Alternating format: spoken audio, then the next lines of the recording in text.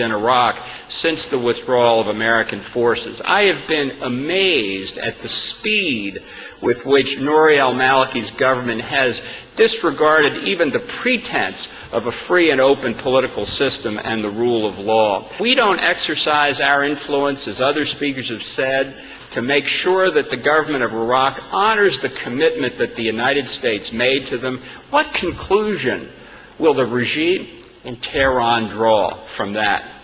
What conclusion will they draw about American will and resolve, especially when we look at the performance of this dictatorship in Tehran just in recent weeks, threatening to close the Strait of Hormuz, through which so much vital oil is shipped into the international market, being indicted in the United States for conspiring to assassinate the Saudi Arabian ambassador on the streets of Washington, contributing to the killing of thousands of civilians in Syria, supporting that fascist dictatorship in Damascus, continuing to support international terrorists like Hezbollah and Hamas, and obviously, and worst of all, continuing to make progress toward its long-sought objective of nuclear weapons. There's a lot of talk in the press these days about sanctions which the United States is going to impose and sanctions which the European Union is considering. I wouldn't draw too much comfort from that talk about the sanctions, because Iran is, by the estimate of Secretary of Defense Panetta, within 1 year of achieving that objective of getting nuclear weapons.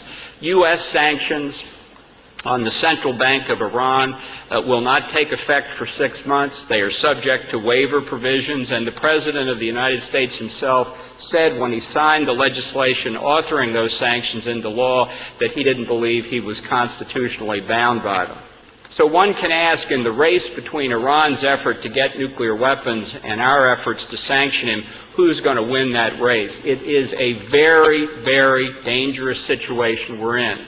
And if there is any signal that the United States and Europe send to Iran that our will is failing on such a matter as humanitarian protection for innocent women, children, and male civilians, I don't know what signal it will send on the nuclear weapons program.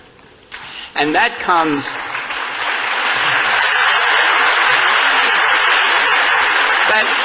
That brings us to the most important thing that the United States can do. I've listened to some of my colleagues express their concern that maybe the State Department isn't quite up to the job of protecting the people at Ashraf. And the reason, I think, beyond anything else, why the State Department has not been strong in carrying out its responsibilities to honor America's own word is because the State Department has not yet announced its decision on whether or not to delist the MEK as a foreign terrorist organization. You've heard the other speakers say they know of no evidence why that listing should continue. I think that the issue here is really quite simple. I don't think that organizations should be put on that list for political purposes, as the MEK was in 1997.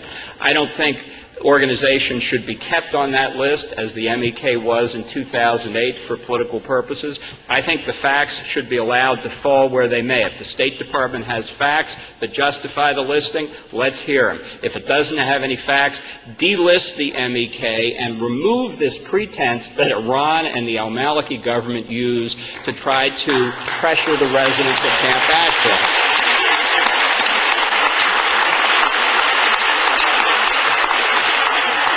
And I'll just close with one final thought. I have a very simple view of America's role in the world. It is to lead in the defense of liberty. And in that connection, I think it should be, and long since, it should be the declared policy of the United States to overthrow the regime in Tehran. Thank you very much.